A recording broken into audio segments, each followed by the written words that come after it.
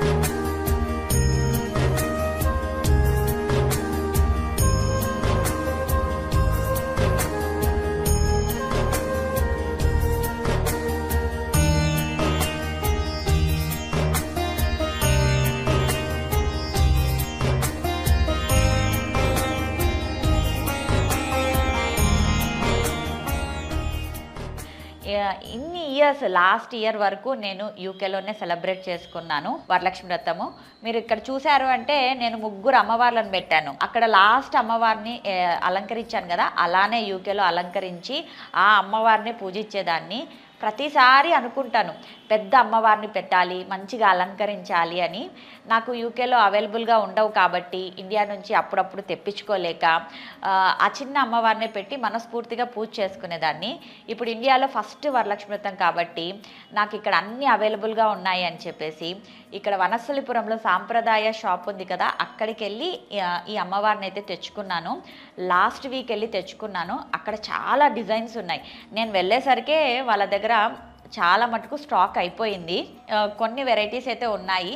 So అందులోనే నేను నాకు బెస్ట్ అమ్మవారిని బాగా అలంకరించి నాకు డిజైన్ చేసి చూపించారు. సో నాకు చూడంగానే బాగా నచ్చి నేను తీసుకొచ్చాను. ఇంకా వాళ్ళు ఏం చెప్పారు అంటే, మేడం మీరు ఒక 2 months ముందు మాకు శారీ ఇస్తే వాళ్ళే శారీని కుట్టి ఇస్తారంట అమ్మవారికి. నాకు ఈసారి ఆ విషయం తెలిసింది కాబట్టి నెక్స్ట్ ఇయర్ నా చేతుల మీదుగా నా శారీ తీసుకెళ్ళి ఇచ్చి నాకు నచ్చిన శారీని నేను అమ్మవారికి కుట్టించి తీసుకుందాము అని అనుకున్నాను.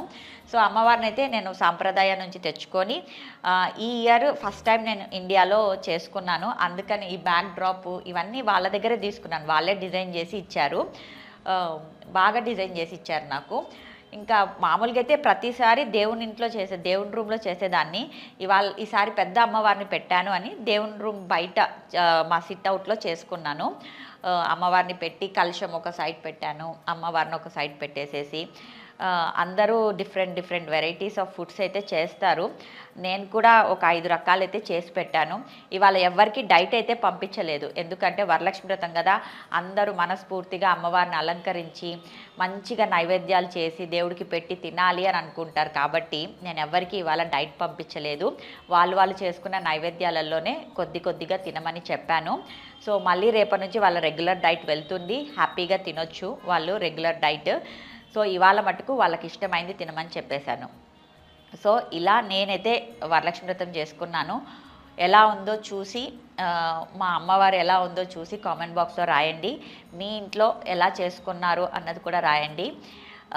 మీ అందరికీ హ్యాపీ వరలక్ష్మి వ్రతం అండ్ మీ ఫ్యామిలీ మెంబర్స్ తోటి హ్యాపీగా మీరు కోరుకున్న కోరికలన్నీ నెరవేరాలని కోరుకుంటూ హ్యాపీ వరలక్ష్మి వ్రతం to everyone. Have a nice day. Thank you.